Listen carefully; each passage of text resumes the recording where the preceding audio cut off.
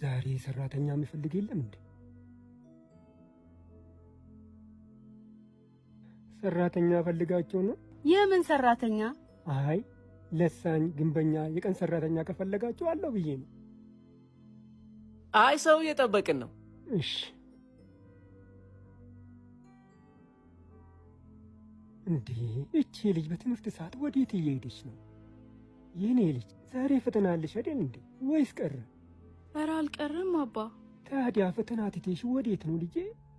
አባ ወደ ትምህርት ቤት የሄድኩ ፔሬድ ይመጣ፣ ሙዲስ ደግሞ የለኝም። ታዲያ ግዛልኝ አትይም ልጄ? ቀድመሽ አትናገርም?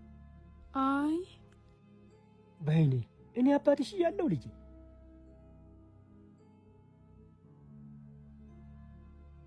እንካ ሞዴል ስጠኝ። አረ 200 ብር ነው።